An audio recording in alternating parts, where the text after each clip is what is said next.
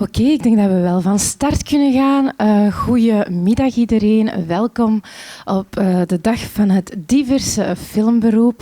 Deze dag staat volledig in teken van inclusie, representatie en grensoverschrijdend gedrag in de audiovisuele sector.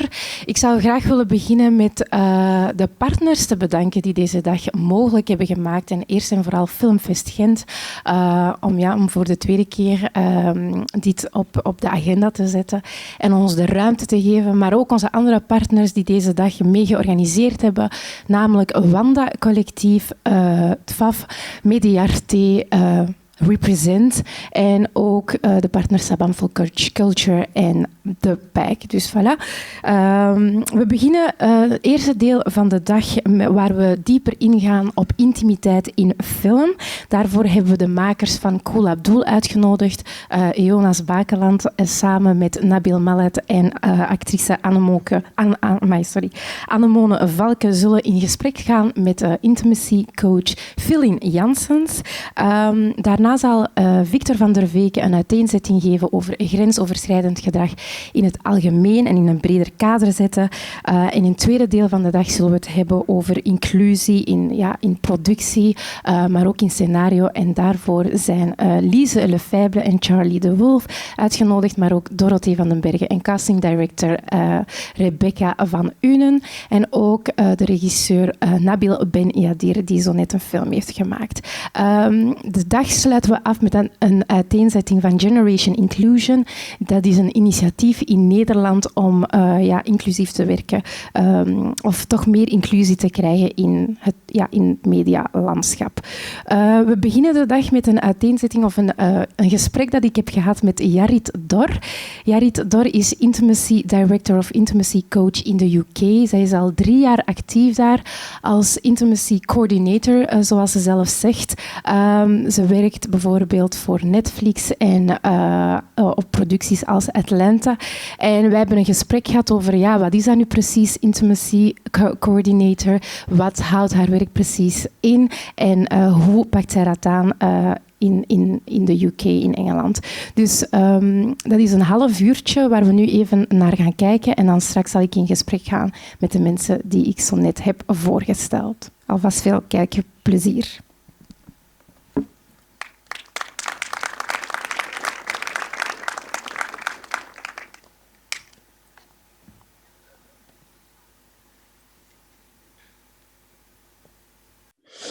Hello, Yarit Dor.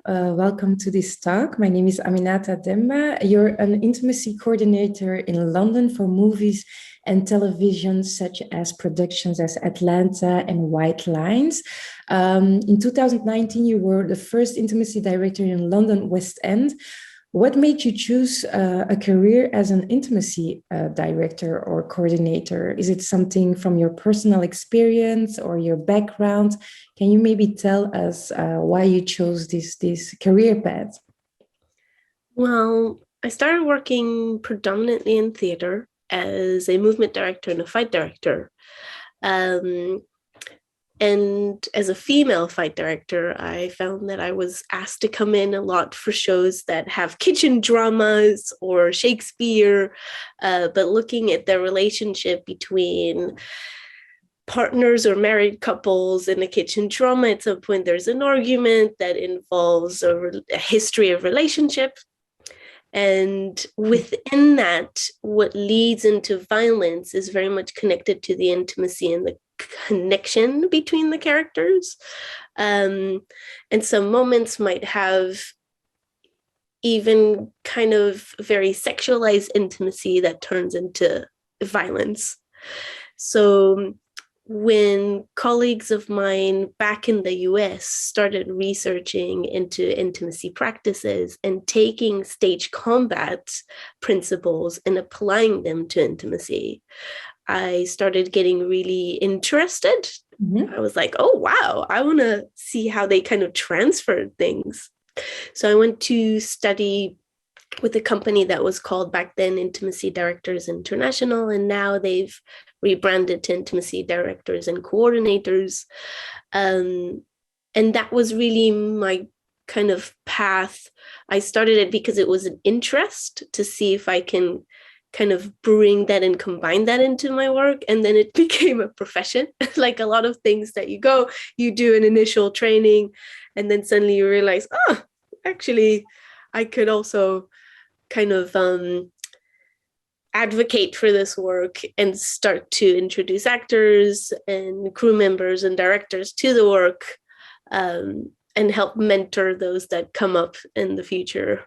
Can you maybe explain to us what is an intimacy coordinator and what does your work actually involve? Yeah, sure. So an intimacy coordinator is a kind of specialist that comes in and works predominantly with TV, film. There are intimacy coordinators that have started working in fashion shoots, as well.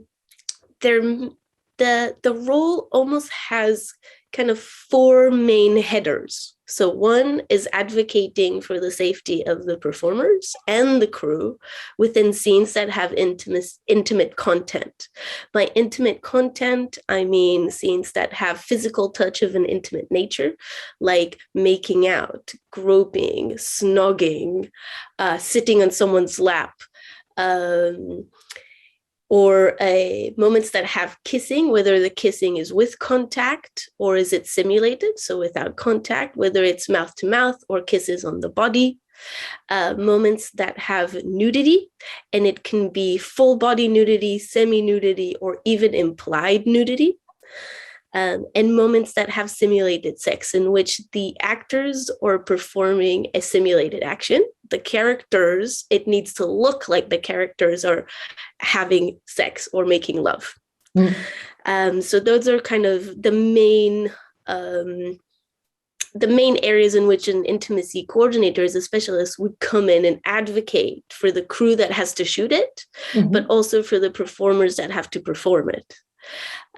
Apart from advocating, they are collaborators. So they would sit down with the director and the producer and the director of photography. They would chat about what the scene needs action-wise.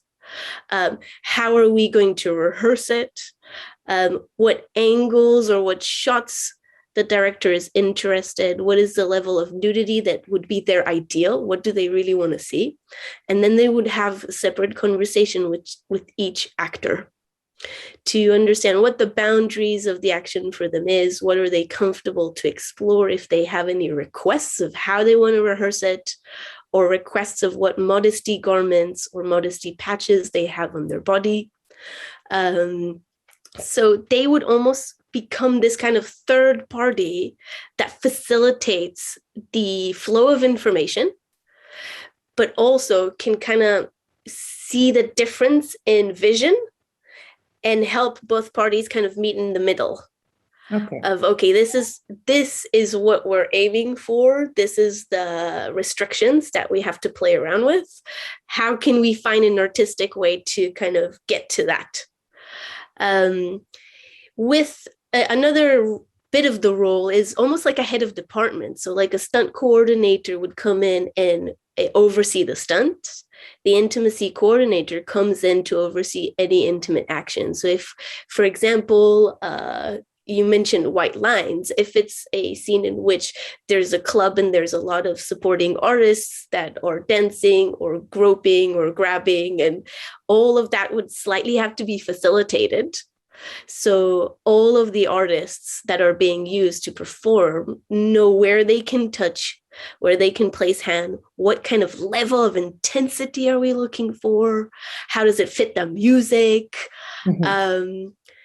So there's a bit of clarity about the action. And then last thing is also a level of consultation. So regarding what are safe protocols, how are we going to manage the closed set? What is the closed set? Who is the personnel that needs to be there? If there's visual effects, the visual effect team has to be in the closed set as well. So just facilitating communication, making sure that everyone is clear before the shoot day. So then the shoot day can go super smooth. And obviously the intimacy coordinator would be there in the rehearsal of the shoot day, in the blocking rehearsal. They would be there on set. They would help choreograph if things need choreographing, and just constantly being in a position that they check in with the artist, they check in with the director and with the crew, and make sure that Right. if it, yeah. So your work doesn't only involve being on set and choreographing their intimate scenes, but it starts really early in the creating process. When do you advise to start with? When is the right time to start in the process with an intimacy director? Is it very early in the script stage, or it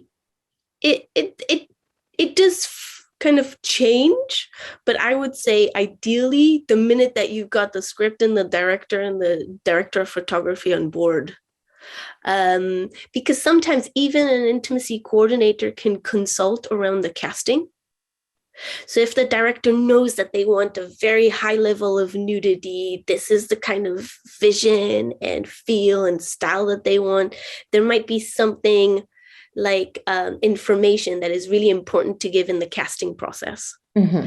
So then the casting director can aim to get the people that are comfortable with that kind of vision, and that the wording around the vision is very clear of what we actually need and what we're looking for. Yeah, that's very clear. Sometimes, for example, I've had a casting director connect me to an artist that was asking so many questions that the casting director wasn't sure what information to give them. So then I was answering an email and chatting with the agent of the artist to just clarify what that moment would be. So then the artist, before they consent to it, feel that they're fully informed. Yeah. So what are the guidelines you work with as an intimacy director or coordinator? Is that something you have developed yourself, or is it something you've developed with partners, or is there some kind of protocols that you use to work with? What are the main guidelines you use? Yeah, the guidelines that I've received is because my training was with intimacy directors and coordinators. So the main guidelines that I've received are through them. Mm-hmm. Also in the UK at the moment, we do have a BEC2 branch for intimacy coordinators that we're working on setting our own guidelines. But a lot of them are based on the SAG-AFTRA, the American Union guidelines for intimacy coordination, and for protocols around what is a closed set, what is a nudity writer, what are the necessities around when is that required and when it's not. One of the studios that has been very, front-footed about that kind of practice is HBO, and they've created protocols as well. So when I worked on an HBO show, it was amazing to be able to just kind of read their protocols, and it allowed me to still have my own personal practice. But it just... Can you name some of the protocols? Yeah, so for example, what a closed set is, the default closed set would be the director of photography, the camera crew that is absolutely necessary, like the focus puller, the camera operator, obviously, a sound boom, sound mixer might or sound recorder, some people call them, might have their monitor on, but they might not be actually in where the action is being taken place. Mm-hmm. The intimacy coordinator, the script supervisor, the first AD. So there is a very kind of defined list. These are the absolute minimum people that need to be there. Mm-hmm. Any person beyond that is a discussion. So like I said before, if the scene has visual effects and the VFX team has to be in there, then there will be a representative of their department. Protocols around, for example, what do we do on location? Sometimes you can't close a set if it's in the middle of a forest. That is very difficult.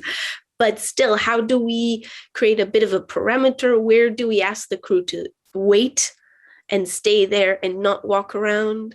Mm-hmm. Who has access to the artists, especially in an intimacy scene? The minute that cut is said, we first have to cover the artists with a robe fully before any other crew comes in. and the director. So the director should not be coming in to give notes before the artists are fully covered. Okay. So every intimacy coordinator, as part of their service, should be able to give kind of general guidelines that are generic. Then scene per scene, depending on what the scene needs, those guidelines have to be a bit flexible, and certain things will kind of shift to adapt to the scene. But the intimacy coordinator is a kind of a consultant / specialist, need to kind of have a broader sense of, okay, what are the safety issues that this particular scene brings up? How do I mitigate these safety issues? What can we offer? What is possible and not possible? If it's a sex scene in a car, and the car, the parameter, we can't close it because it has to be open to the public for whatever reason, then what are the other solutions to make sure that the cast feels very safe, that a member of the public won't just pass and go like, let me just stick around for this. Yeah. So yeah, it's kind of a flexible. Yeah, to a certain extent, but that's why it's good to have that person there, because they support the first AD. Yeah. The first AD oversees the whole safety of, everyone, but the intimacy coordinator just kind of looks down a pipeline and goes like, I'm looking at this. These are the issues with that moment. What can we do? And how can I support the other members of the departments? Yeah, it seems that you have like a very a close contact with the director also. So what is your experience with intimacy coordination and directors when it comes to their work, their artistry, their creativity? Do you think there is a big openness towards intimacy coordinators, or is there sometimes some kind of, I don't know if I'm comfortable with this? What's your experience? Every director works very differently, and it's one of those first conversations kind of needs to cover, how do you work? It's very important for the director and the actors to feel like they can trust each other, and that the intimacy coordinator is not used as this kind of power play between an actor and a director. Sometimes if the relationship is not very good, then we become a type of mediator that mediates between the conversation. I'll be honest, it only happened to me maybe once or twice. The rest of the time, the intimacy coordinator is like a collaborator that the director is quite happy to use, partially because if a director finds themselves very worried on set for the safety of the artists, they are wasting their energy on a job they shouldn't be doing on set. They should be able to step back, look at the vision and think, okay, what's not working? What is the acting note I should give them? What's the visual that is not working? That really is their job. So to have the intimacy coordinator there, tweaking the movement, checking that the artists are feeling comfortable, making sure that the crew is comfortable, just takes that responsibility off the director. And then most of the time they feel free. Oh, I have someone else doing this. Good, amazing. But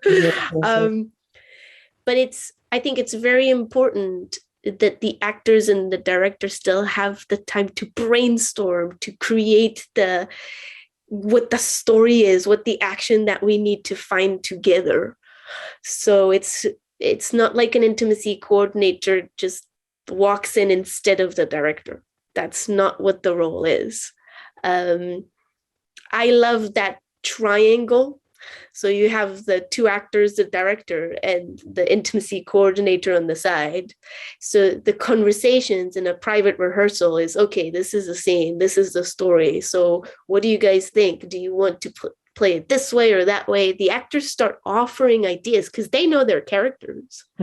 They start offering positions or actions that would benefit the character and that they're comfortable with. The intimacy coordinator would say, okay, if that's the direction we're going, then let's start you here. Let's start against the wall. Then what do you feel? Would you go this way or that way? The director comes in and goes like, I think your character wants to get to the door, but the other one stops him. So it's a very collaborative process. It's like a ball game that jumps between all the people in the court. Do you know what I mean? Yeah. Some directors might don't necessarily feel comfortable with intimate scenes. And I've worked with someone that just said, you know what, I'm going to pass you the ball. I'm going to sit here.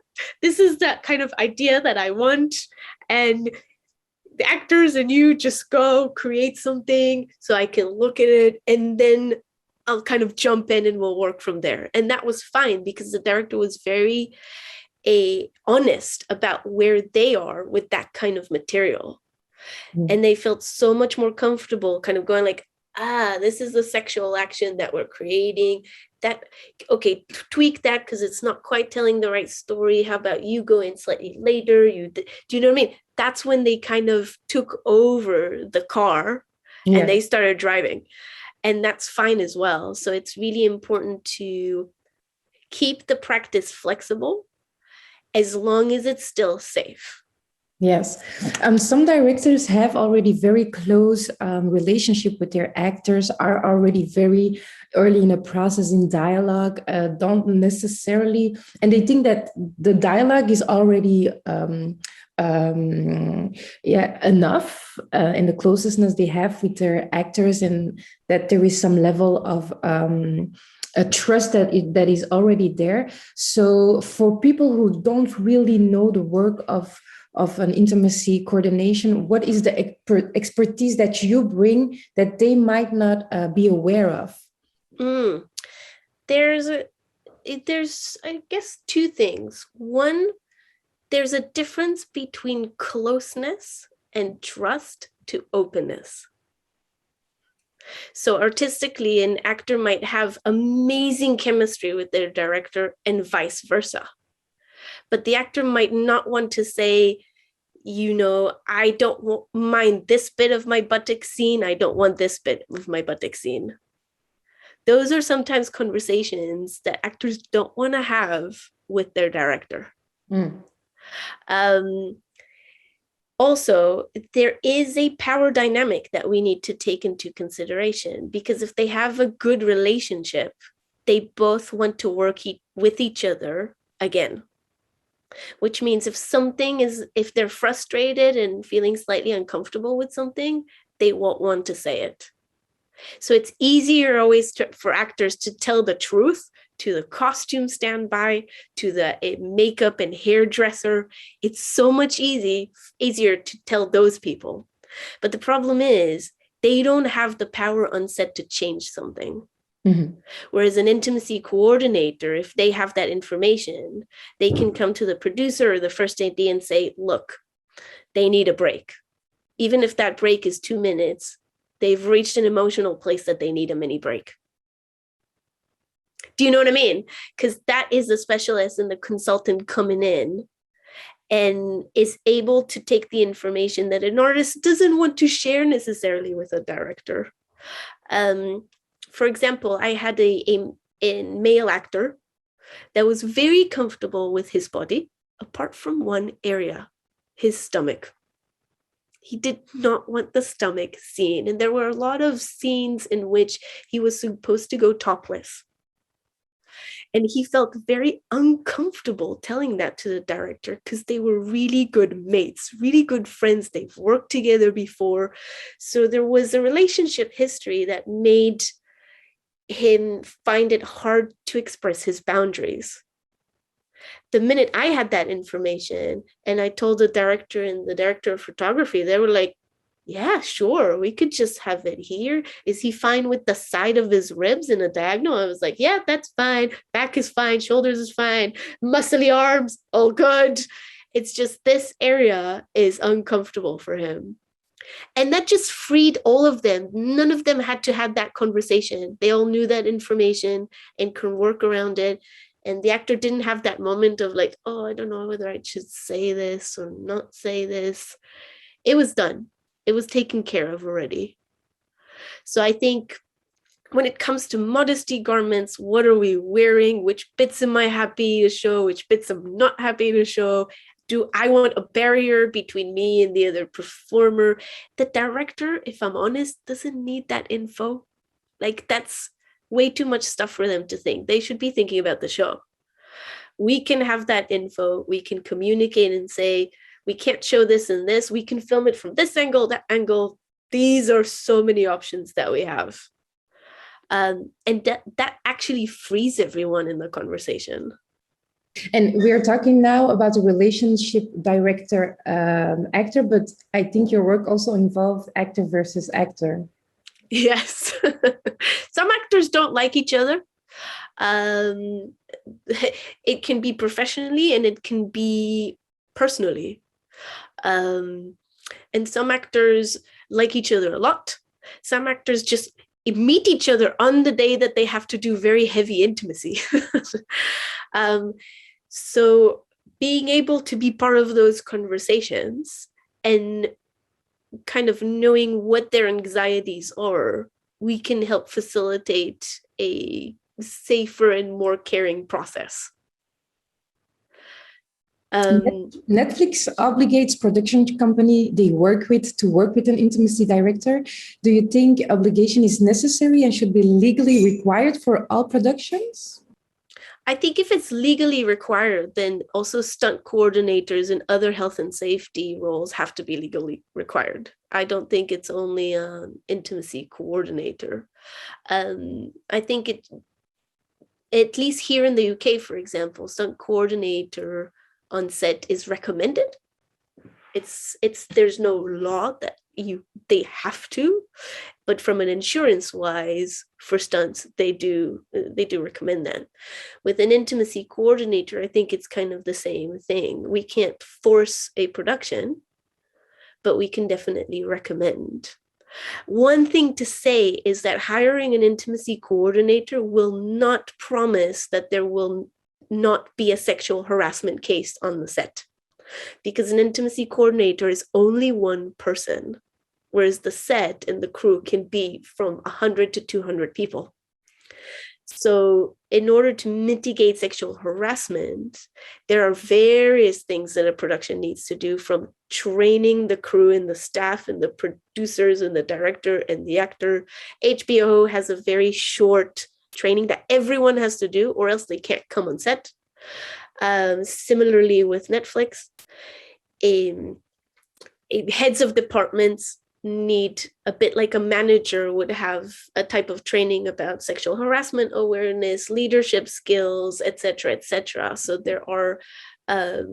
there's more knowledge base for those that are at the head of each of their departments. And obviously, hiring an intimacy coordinator can recommend the production how to act and what guidelines to follow. The intimacy coordinator is still under the producer. So the producer, is the employer, has to have final say in what happens on their set. So we can't come in and force someone to follow a certain guideline. We can only recommend and kind of stress that it's very important.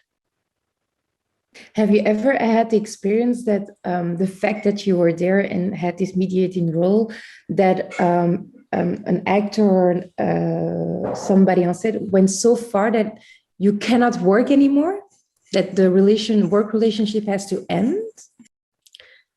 I haven't been in a position in which the relationship ended, but I have been in a position that a serious conversation had to be made. So both director, actor, myself, and a producer had to sit down and chat about the behavior on set. Because the behavior of that particular performer was causing a lot of anxiety and stress for the costume department. So that was something that has happened, but I don't recall an instance in which an actor and director had to part ways. No. You also teach intimacy coordination courses. Why is it so important for you to share the knowledge and expertise that you have and learned, and to make it broader? Well, I think the more information that people have in general, the more understanding there is. As when I look forwards into the future of what the practice I would like it to be, is that directors, producers, head of departments, costume standby, hairdressers, they already know what the base of the practice is. So then when they have an intimacy coordinator coming on set, everyone knows how to use them, and there's less resistance. I think for actors, because I teach actors in drama schools, it's super important because they already come with movement skills that are zoned in on intimacy scenes in particular. They make themselves aware of how to touch, how to check in, how to kind of discuss offering intimacy actions to another actor without demanding those actions. And they come with an awareness of how to use their eyes, how to perform flirtation, how to consider moments of vulnerability and connection, and what modesty garments are and what can they ask for. So then the costume department doesn't feel like they have to teach an actor what it is, hand them something that looks that big and say, put this on your genitals, and the actor being in shock. Instead, what if it's the other way around? The actor already knows all of the modesty garments available in the world at the moment, and they're able to come to a dresser in their fitting already and say, I have this intimate scene. I've already chatted with an intimacy coordinator. We're looking at this kind of pouch to be my modesty garment. The costume standby will love them. Because they don't feel comfortable handling those items either. So if an actor and a performer has the agency and the power to know what their tools are and what to ask for, they feel like they can own the character more. Do you think there is still some kind of resistance, a lot of resistance? Because you talked about resistance. Is that something that is really going on now, and that should be less? There's less resistance because obviously the practice has been kind of going on since kind of late 2017, 2018 with The Deuce, which was the first kind of big series with an intimacy coordinator. We have to remember that is not a long time. Intimacy coordinators have only really been around for 3 years. So that's really new. Whereas the filmmaking industry has been around since 1800s? Do you know what I mean? So we're talking about bringing a new role in and a new way of working into an industry that is very, very stable with how they do stuff. So there is sometimes a certain level of teaching what the job is and kind of going in and having to negotiate where an intimacy coordinator sits within the other heads of departments. What information do we need to give them? What information do they need to give us? So that's why early conversations are really useful. Because then the crew feels like, I didn't need to do that. They could have done that and just passed me the information later. That would have saved me like 3 days of work. Do you know what I mean? So I think the earlier the conversations are, it's easier to understand, okay, how are we setting ourselves up for success? And how are we utilizing this person to the extent that we can? So then everything is in place before we shoot. Yeah. You also opened the first fully funded mentor regime for intimacy coordinators for underrepresented groups. Why also specific for underrepresented groups? What was your idea behind that? Well, when intimacy coordination started in the UK, it was predominantly done by white cis women. And obviously, I felt that as a immigrant into the UK, I kind of felt that I wouldn't want to look backwards in 10 years' time and suddenly realize that only then we start to diversify our role. I don't think that's acceptable. So I felt like, okay, we're 3 years in and we don't have enough underrepresented people doing this job. We must have more people, and not in 10 years' time, but now.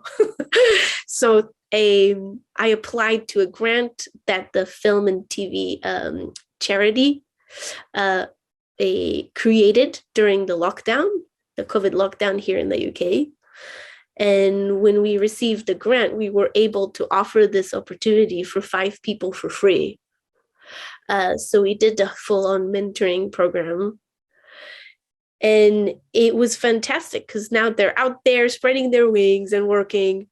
And it's one step forwards. Is it, we're still mainly white cisgender women, but at least slowly we do have representation from various different communities and various different genders.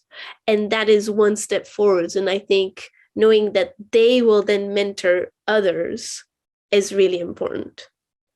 Have you learned something in your job from these groups that you do different now?